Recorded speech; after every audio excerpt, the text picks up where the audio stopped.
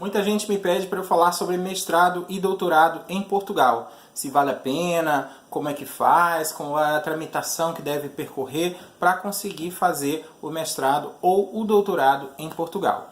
Então, eu tive a oportunidade de morar em Portugal, fiz o mestrado e o mestrado na Universidade do Porto e o doutorado na Universidade do Minho, ambos em educação, tá? Então foi uma experiência maravilhosa. Se vale a pena? Bom, vale muito a pena. É uma aprendizagem diária, né? Convivência com outras culturas. Portugal recebe aí um número muito grande de alunos estrangeiros, tanto do Brasil, como da África, como de outros países da Europa, tanto para intercâmbio, estágio, como também para os seus programas de mestrado e doutoramento, tá? Então, acho que é uma excelente oportunidade de trocas de informações, de ideias, de conhecimentos. Lá eu pude aprender coisas fantásticas e que eu aplico ainda hoje no meu dia a dia e ensino para os meus alunos, tá? Fora também a experiência de morar num outro país, morar só, ter que cuidar da sua vida, ter responsabilidades próprias. Tudo isso, né, aprender outros idiomas, conhecer pessoas também de outros estados do Brasil que estão lá na mesma procura que você, né, em busca de sonhos, realizações, em busca de conhecimento e principalmente de aquisição de títulos para que possa progredir na sua carreira. Bom, então, Portugal é um país pequeno, né? Em 6 horas você consegue atravessar o país de norte a sul. Né? Tem aí uma área total de 92 mil quilômetros quadrados, né? Sendo delimitado ao norte pela Espanha e ao sul aí pelo Oceano Atlântico. Tem 2 regiões autônomas, né? Que é o arquipélago dos Açores e da Madeira. Então, temos universidades excelentes em todas as regiões, norte a sul, inclusive nas ilhas, né? Então, eu recomendo seriamente que você escolha uma universidade pública, né? Por quê? Porque quase todo mundo que vai estudar lá quer voltar depois para o seu país. Então, para revalidar um diploma adquirido numa instituição pública, o processo é mais fácil do que, por exemplo, por uma instituição particular. Tá? Então, as principais, né, cidades que têm a maior concentração de pessoas, né, a maior população é Lisboa, né? As cidades ali ao redor, do entorno de Lisboa, né, Sintra, Amadora, né? A cidade do Porto, que é a segunda maior cidade, e também a Vila Nova de Gaia, fica próximo, tá? E, entre outras cidades, temos também Braga, Coimbra, que concentra aí a maior quantidade de alunos brasileiros, estrangeiros, que vêm aí buscar conhecimento, fazer mestrado e doutorado. Tá? Então, em Lisboa, nós temos a maior universidade, que é a Universidade de Lisboa, né?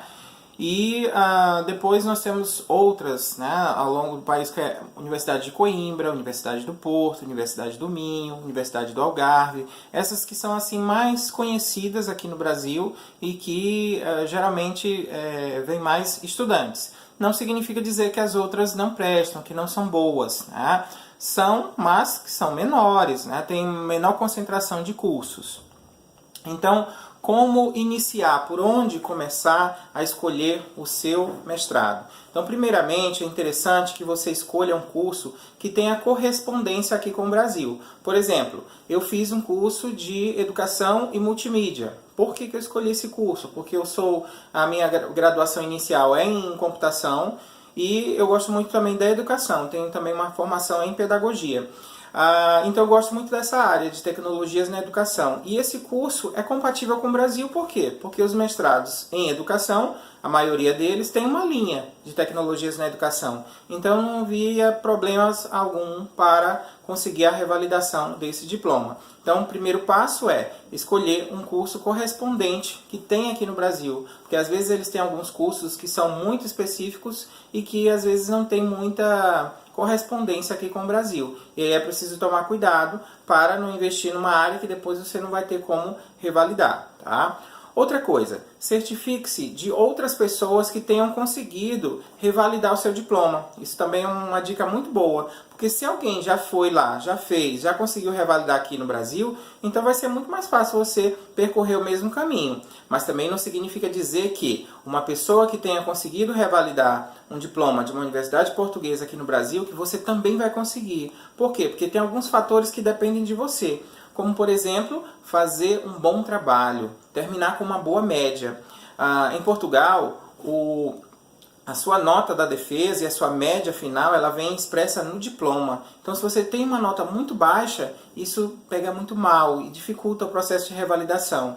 Então, nesse período também que você estiver em Portugal, é interessante que você participe de eventos, publique artigos, publique os resultados da sua pesquisa. Todo esse processo ajuda aí na revalidação. Então, não vá só para fazer o curso, mas também, além de fazer o curso, frequentar eventos, participar de outras atividades acadêmicas que possam favorecer na hora do processo de revalidação.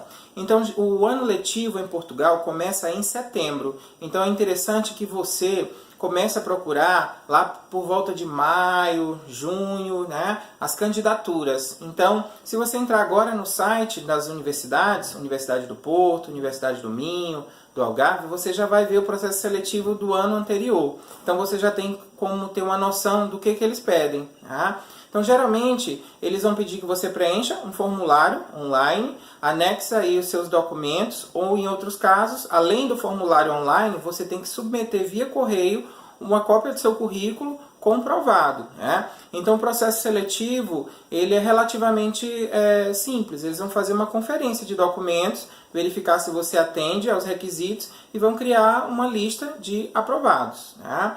Então, se você às vezes é recém-formado, não tem muita experiência, não tem estágio, isso pode fazer com que você fique como um excedente. Mas se você já tem uma pós-graduação, já tem um currículo aí mais ou menos, já tem alguma experiência com pesquisa na graduação, esse processo vai ser super tranquilo. Tá? Então, depois que você submeter a sua candidatura, quando sai o resultado, você vai receber lá uma carta de aceite. Com essa carta de aceite, aqui no Brasil, você vai poder tirar o seu visto. Pode ser em Belém, pode ser em Brasília, pode ser em Belo Horizonte, onde tiver um consulado português. E aí, com o visto, você já pode embarcar para Portugal. Então, o ano letivo vai começar em setembro. Então, vai de setembro até janeiro, fevereiro, aí depois tem um intervalo aí de uns 15 dias, aí depois começa o segundo semestre. Então, o primeiro ano, ele é todo dedicado às disciplinas, e o segundo ano, ele é dedicado à escrita da sua dissertação. Então, se você começar a fazer antes, você pode terminar mais cedo, e economizar também aí no valor aí das propinas. O que são as propinas? É o valor que você paga anualmente para cursar um mestrado em Portugal. Quanto é que custa? Varia muito, vai depender de universidade para universidade, mas está aí em torno dos seus 1.000, 1.100, 1.200 euros em alguns lugares, e tem também universidades que são mais caras, as privadas são um pouquinho mais caras. Tá? Você vai ouvir também,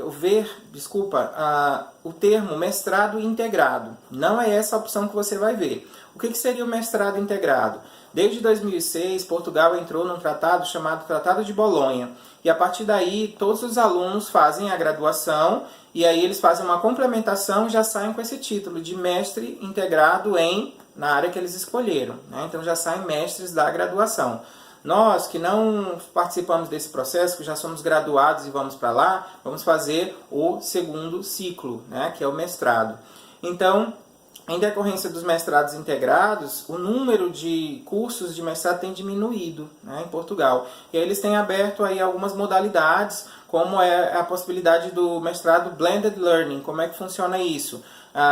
Em alguns dias você tem aulas, outras disciplinas são totalmente online, com acompanhamento do professor, que vai fazer a mediação e você vai fazendo os trabalhos, submetendo, sendo avaliado. E tem outros que são, né, uma carga horária maior à distância, né? Então, mas no final você vai receber toda a documentação como se você tivesse feito lá presencialmente, tá?